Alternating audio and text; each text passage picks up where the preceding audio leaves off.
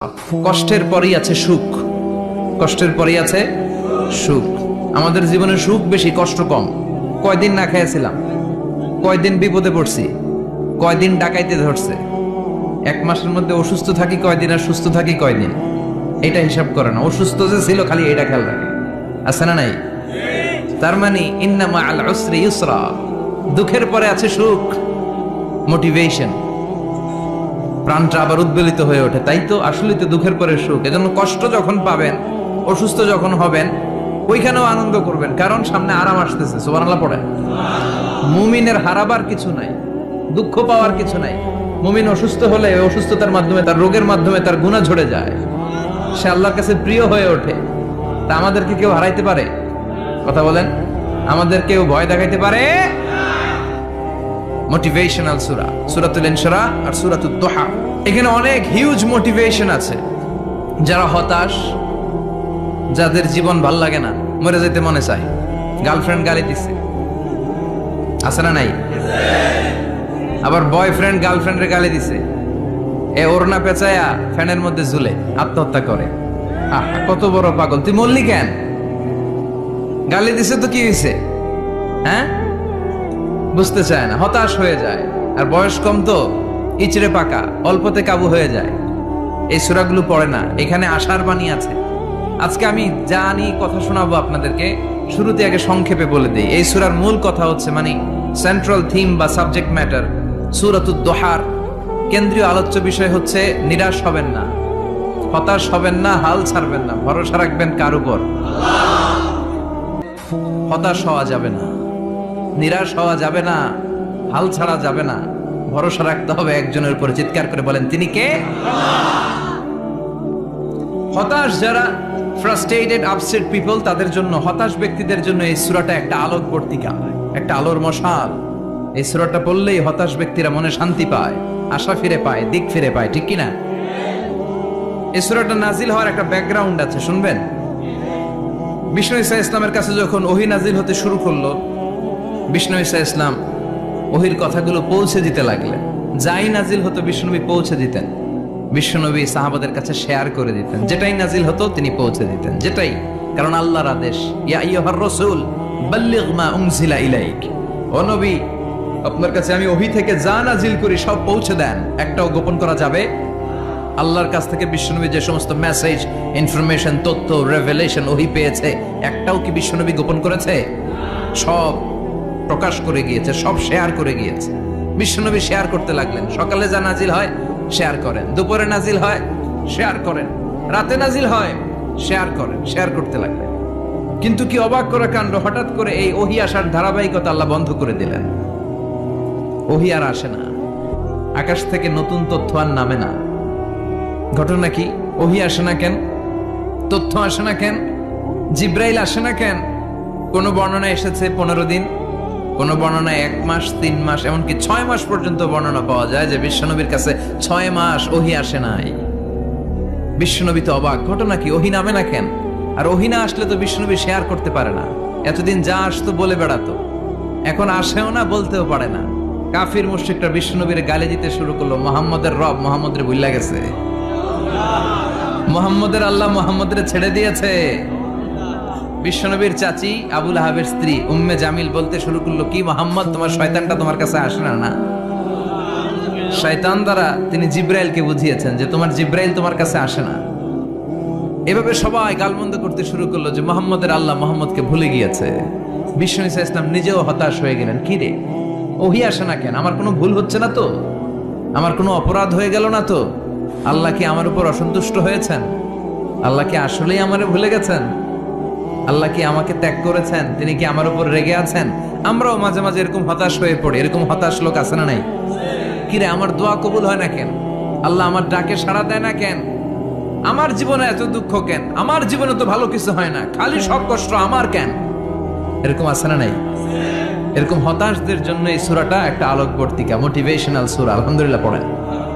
বিশ্বনবীকে আল্লাহ আশ্বস্ত করলেন, আর এই সূরাটা নাজিল করলেন, আর বললেন ওয়াদ-দুহা, ওয়াদ-দুহা। দুহা মানে আলো, দুহা মানে আলো, প্রভাতের সূর্য কিরণের শপথ। Look up, the sunlight. It's a very beautiful day out there. ও নবী হতাশ হবেন না, বেরোন, সকালের সূর্যটা কত সুন্দর, কি ঝলঝলে পৃথিবী, ফকফকে আর তকতকে, দেখলেই মনটা ভরে যায়, ঠিক কি না? দোহা, দোহা মানে আলো, আশার আলো, সম্ভাবনার আলো। আমাদের জীবনে আলোর দরকার আছে না নাই? আলো না থাকলে আমরা বাঁচতে পারবো? আলো লাগে বড় ভালো। এই আজকে আলো না থাকলে আমার দেখা যেত। এজন্য কোরআনকে আল্লাহ আলো বলেছেন। কোরআনকে কি বলেছে? কিতাবুন আনজালনাহু ইলাইকা লিতুখরিজান নাসা মিনাল যুলুমাতি ইলান নূর। ও Muhammad, I've revealed this holy Quran unto you to lead the mankind out of darkness into the light. অন্ধকার থেকে লাইট, লাইট মানে কি? আলো, আলোর দিকে নেওয়ার জন্য কোরআন পাঠিয়েছি। আবার বিশ্বনবীকেও আল্লাহ নূর, নূরের সাথে তুলনা করেছেন। আবার বিশ্বনবী আল্লাহর কাছে নূর চাইতেন, বলছেন আল্লাহ আমার ডানে আলো দাও, আমার বায়ে আলো দাও, আমার সামনে আলো দাও, পিছনে আলো দাও, উপরে আলো দাও, নিচে আলো দাও, আমার দেহে আলো দাও, আমার মাংসপেশির ভিতরে আলো দাও, আমার হাড্ডির ভিতরে আলো দাও, আমার জন্য তুমি আলো দাও। পড়ে না আমিন? এজন্য আলো ছাড়া বেঁচে থাকা অসম্ভব। আল্লাহ তাআলা আলোর নামে সূরা দিলেন, সূরাতুদ দুহা, প্রভাতের আলো, প্রভাতের সূর্য কিরণের শপথ, আলোর শপথ। সুবহানাল্লাহ পড়ে। এরপর আল্লাহ বললেন ওয়াল্লাইলি ইযা সাজা, আলোর শপথ, সকালের সকালবেলার সূর্য কিরণের শপথ। দ্বিতীয় আয়াতে আল্লাহ বললেন রাত্রিবেলার শপথ, যখন রাত্রিটা নিঝুম হয়, হয় নিস্তব্ধ, নিঝুম আর নিস্তব্ধ রাতের শপথ। তাহলে আল্লাহ আলোর কসম কাটলেন, তারপরে অন্ধকারের কসম কাটলেন, ঠিক কিনা? আলো দ্বারা মূলত আল্লাহ তাআলা ওহীর আগমনকে বুঝিয়েছে, আর অন্ধকার দ্বারা আল্লাহ তাআলা ওহীর অনুপস্থিতি বুঝিয়েছে। এটা দিয়ে আল্লাহ বুঝাতে চাইলেন, ও নবী, কাফির মুশরিকরা আপনারা গালি দেয়, ওরা বলে যে আমি আপনারে ভুলে গেছি, আমি আপনারে ত্যাগ করেছি, আমি আপনার প্রতি অসন্তুষ্ট। না না, আমি ইচ্ছা করে ওহী পাঠাই না, কারণ সব সময় আলো থাকলে ভাল লাগে না, কিছু সময় অন্ধকারের দরকার আছে না নাই? বুঝে শুনে উত্তর দিয়ে। 24 ঘন্টা আলো, 365 দিন খালি আলো আলো আরো আলো। যদি সূর্যের আলো সব সময় থাকে 365 দিন, ভাল লাগবে? রাতে ঘুমাবেন কেমন? আবার সব সময় ঘুটঘুটে অন্ধকার, আলো নাই, ভাল লাগে? ক্ষেত খামারে চাষ করা লাগবে না, বাজারে যাওয়া লাগবে না। তার মানে আলোরও দরকার আছে, অন্ধকারেরও দরকার আছে।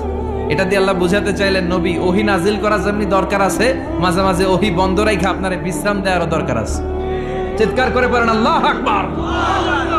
এজন্য আল্লাহ বললেন ওয়াদ-দুহা ওয়াল-লাইলি ইযা সাজা মা ওয়াদ্দা'কা রাব্বুকা ওয়া মা ক্বালা ওয়ালাল আখিরাতু খায়রুল লাকা মিনাল উলা। সুবহানাল্লাহ পড়েন। ও নবী, প্রভাতের সূর্য কিরণের শপথ, নিঝুম নিস্তব্ধ রাত্রিবেলার শপথ, আলো আর অন্ধকারের শপথ করে আমি বললাম, আপনার প্রভু আপনারে ভুলে যায় নাই, আপনার উপর অসন্তুষ্ট হয় নাই। আমি আল্লাহ ইচ্ছা করে ওহী বন্ধ রেখেছি, কারণ ওহীর একটা পাওয়ার আছে। বারবার ওহী রিসিভ করলে আপনার স্নায়ু এটা সহ্য করতে পারবে না, আপনার দেহ এটারে বরদাস্ত করতে পারবে না। নবী, আমি আপনার প্রতি এত রহম দিল, এত ভালোবাসি, বারবার ওহী নিতে নিতে আপনার যে কষ্ট হয়, এই কষ্টটা আমার আল্লাহর সহ্য হয় না। এজন্য আমি আল্লাহ ইচ্ছা করে কিছুদিন ওহী বন্ধ রাখছি। সুবহানাল্লাহ পড়েন। তার মানে এই নয় যে আমি আপনারে ভুলে গিয়েছি, আমি আপনারে ছেড়ে দিয়েছি। আরে নবী, আমি তো আমার নামের সাথে আপনার নামকে জুড়ে দিয়েছি, লা ইলাহা ইল্লাল্লাহ মুহাম্মাদুর। যেখানে আমার আল্লাহর নাম, সেখানে বিশ্ব নবীর নাম আছে না নাই?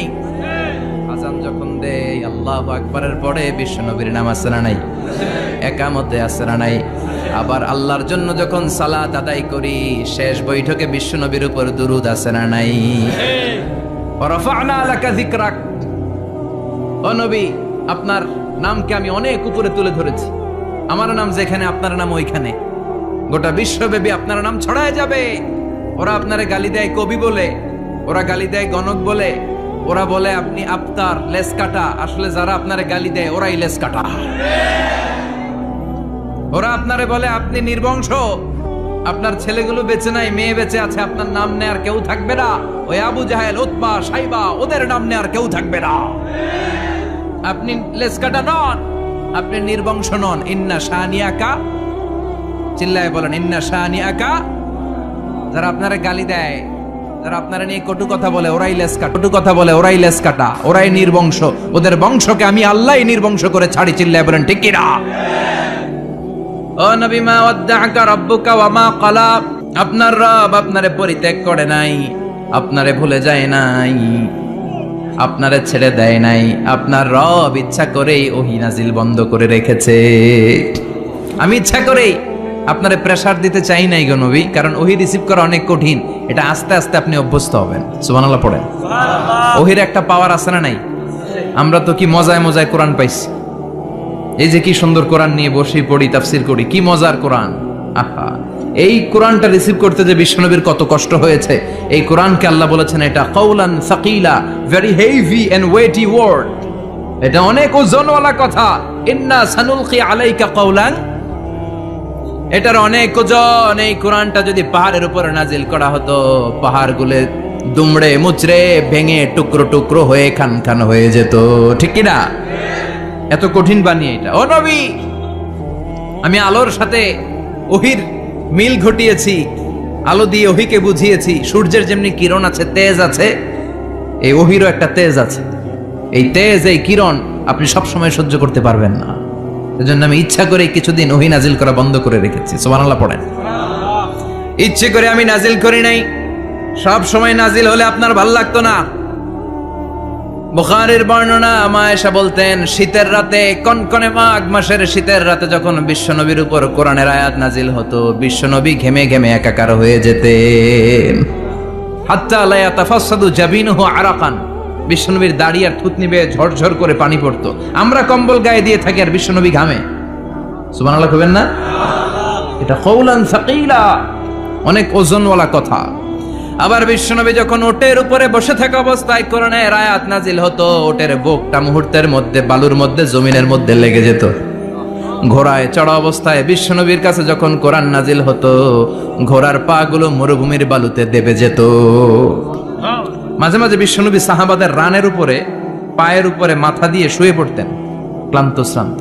যায়েদ বিন হারেসা, বিশ্বনবীর পালক পুত্র, তার পায়ের উপরে মাথা রেখে বিশ্বনবী একবার কথা বলতে বলতে ঘুমিয়ে পড়লেন। ঘন্টাখানিক ঘুমালেন। যায়েদ বিন হারেসা বলে, আমার কাছে তেমন কোনো কষ্টই হচ্ছে না, বিশ্বনবীর মাথাটা খুব বেশি ওজন মনে হচ্ছে না। ঘন্টাখানিক পর বিশ্বনবী চোখ খুললেন, আর খোলা মাত্রই ওনার উপর ওহী কোরআনের আয়াত নাজিল করতে শুরু করলো। কে? যায়েদ বিন হারেসা বলে, যখনই কোরআনের আয়াত নাজিল হতে শুরু করলো, আমার মনে হচ্ছে বিশ্বনবীর মাথাটা 50-60 কেজি ওজন বেড়ে গিয়েছে। বিশ্বনবীর মাথার ওজনে আমার পায়ের রান ফেটে যাবে, আমার পায়ের হাড্ডি ফেটে যাবে, আমার পাটা ভেঙে খান খান হয়ে যাবে মনে হচ্ছিল। তার মানে কোরআনের আয়াত যখন নাজিল হয়, বিশ্বনবীর উপর একটা প্রেসার আছে না নাই?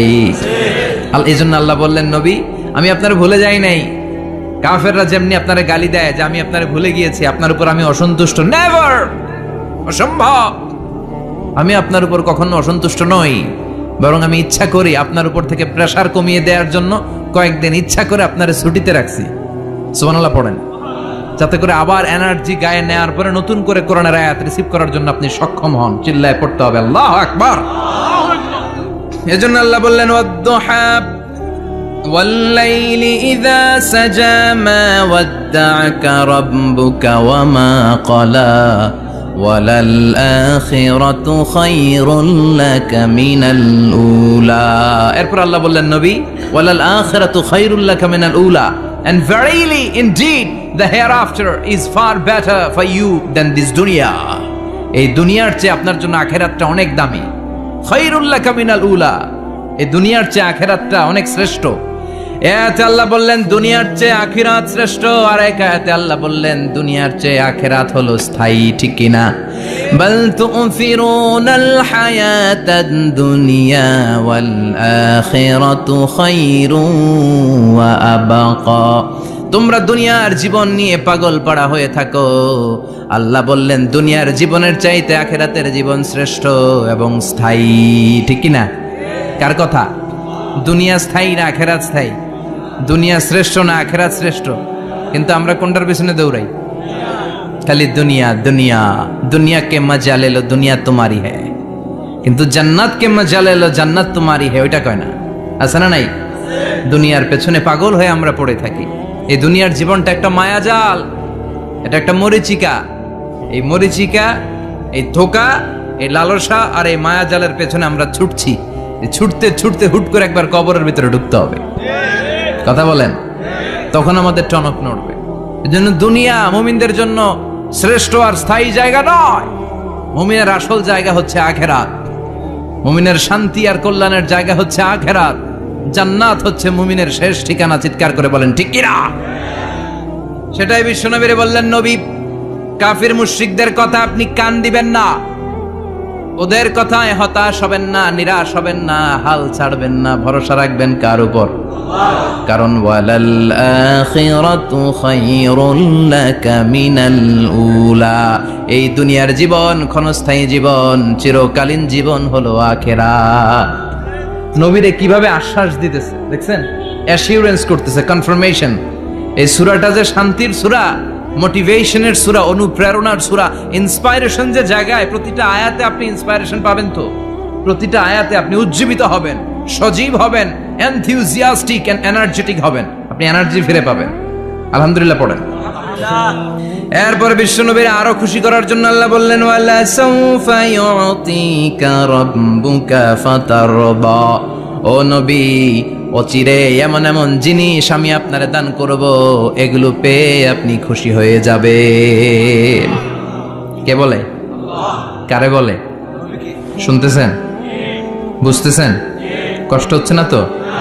ওয়ালা সাউফা ইউতিকা রাব্বুকা ফাতারদা, অচিরেই এমন এমন জিনিস আমি আল্লাহ আপনারে দান করব। ওরা আপনারে গালি দেয়, ওদের কথা আপনার মন খারাপ, আপনি হতাশ, ভয় পাবেন না নবী, হতাশ হবেন না, নিরাশ হবেন না, আমার উপর ভরসা রাখেন না। এমন এমন জিনিস আমি আপনারে দেব, ফাতারদা, ওগুলো পেয়ে আপনি খুশি হয়ে যাবেন। সুবহানাল্লাহ পড়েন। আল্লাহর কাজই হলো বিশ্বনবীরে খুশি রাখা। Verily I'm gonna give you something that will make you happy, এমন জিনিস আপনারা দেব নবী, আপনি খুশি হয়ে যাবেন। আল্লাহর কাজই হচ্ছে বিশ্বনবীরে খুশি রাখা। যেখানে বিশ্বনবীর মন খারাপ, ওইখানে বিশ্বনবীর আল্লাহ আছে না নাই? বিশ্বনবীর উপাধি দিয়েছেন আল্লাহ হাবিবুল্লাহ। কি দিয়েছে? আর সাইয়েদনা ইব্রাহিমের উপাধি খলিলুল্লাহ। দুইজনই আল্লাহর প্রিয়, দুইজনই উলুল আজমি মিনার রসুল। কিন্তু খলিল মানেও বন্ধু, হাবিব মানেও বন্ধু। খলিল মানে এমন বন্ধু যেই বন্ধু আল্লাহরে খুশি করার জন্য কাজ করে, আর হাবিব মানে এমন বন্ধু যেই বন্ধুরে খুশি রাখার জন্য আল্লাহ নিজেই কাজ করে। কি শান, কি মান এই নবীর, আর ওই নবীরে গালি দেয়। এগুলো জাহান্নামের নরকীট আর পিতৃ পরিচয়হীন জারদ সন্তান। As a father, as a teacher, as a commander, as a lawgiver, as a lawmaker, as a reformer of the society, Muhammad is the Superman of the world. উনি সুপারম্যান, উনি অসাধারণ ব্যক্তিত্ব, আনপ্যারালাল পার্সোনালিটি। ওনার জীবনী নিয়ে পড়া শুরু করলে এটা শেষ হয় না। বিয়ন্ডলেস, বাউন্ডলেস, বটমলেস, এটা তলাবিহীন সাগর। বিশ্বনবীর জীবনী একটা সাগর, কিন্তু সাগরের কি নাই? সুবহানাল্লাহ কইবেন না? এই বিশ্বনবীর খুশি রাখা কার কাজ? যেখানে বিশ্বনবী হতাশ, যেখানে বিশ্বনবীর মন খারাপ, বিশ্বনবীর মন ভালো করে দেয় কে? এজন্য আল্লাহ বললেন, ওয়ালা সাউফা ইউতিকা রাব্বুকা, অচিরেই আপনার রব আপনাকে এমন এমন জিনিস দান করবে নবী, এগুলো পেয়ে আপনি খুশি হয়ে যাবেন।